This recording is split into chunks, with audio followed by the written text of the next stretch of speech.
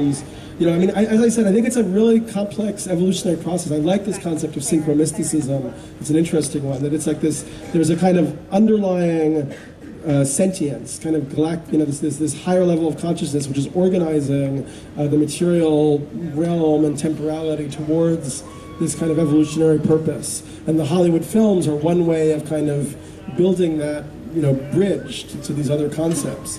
But Hoagland also has an interesting concept that, you know, maybe George Lucas and Spielberg, you know, might be Freemasons who are initiated to certain levels of knowledge, but they're actually, actually kind of intentionally distorting the messages. Because if stuff goes out into the mainstream, it gets ridiculed and sort of forgotten. It's like, so like, you know, they just had this thing, the Indiana Jones and the Crystal Skulls, and there's stuff in that movie where I was like, wow, I mean, he's like channeling things from, you know, these cultures that are interesting, but he's doing it in such a way that you can only dismiss it as a joke, you know, as another stupid spectacle.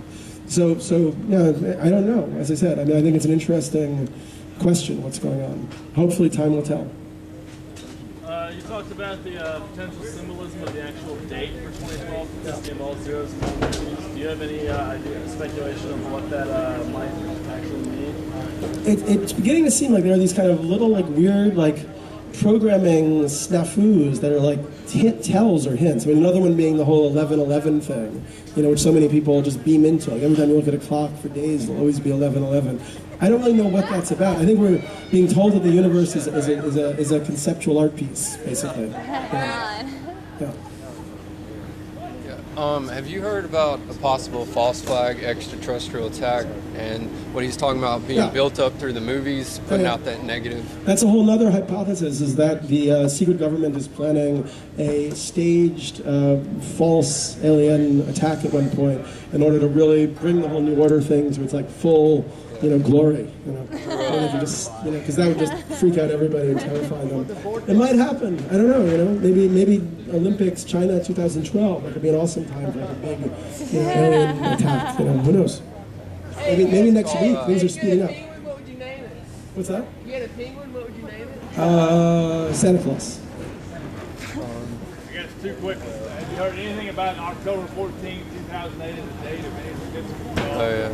And have you, as far as like the Western military interest in the Middle East being mainly around Iran, being based around what you were just saying about the particle collider that's based in that area and like a time machine type of device that exists in Babylon, the old Babylon area. Right. That being like the actual true interest of the American interest in that. Yeah, so two questions. The first one about October 14, 2008. There's all this stuff floating around on the internet. There's going to be visible flying saucers, you know, and kind of it's going to be a positive expression. And I have no idea. I mean, a lot of this stuff on the internet comes through. People get their expectations built up. It doesn't happen. And then people look kind of stupid for passing it around. So then I wonder if maybe it's kind of disinformation also, you know. And in terms of the idea that there was some kind of Stargate or time portal that maybe Hussein was working on in Iraq, that's why we did this war at that point. Who the hell knows? I just don't know. I don't have the evidence one way or the other. I just keep having this feeling that you know, it's too stupid.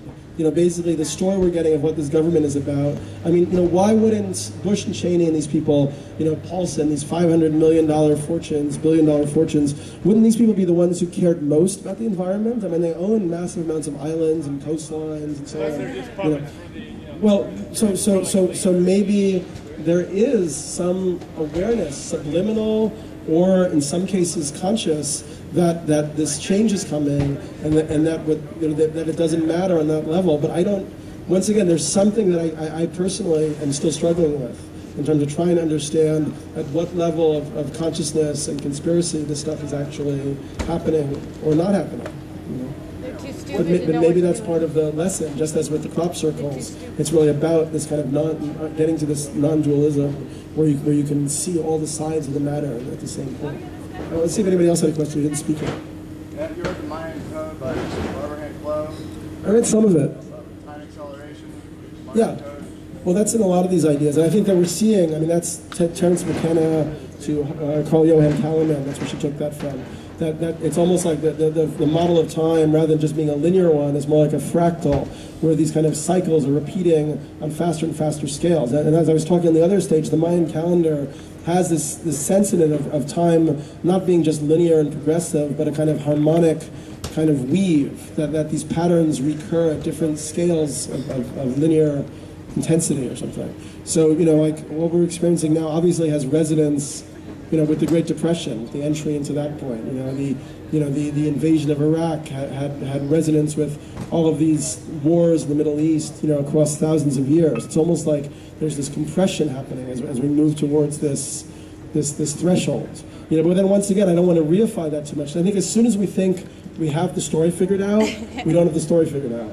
Because God would have to be like a better movie director than Hitchcock. It would be really boring if we could figure out how the movie ends at this point, or how it begins even.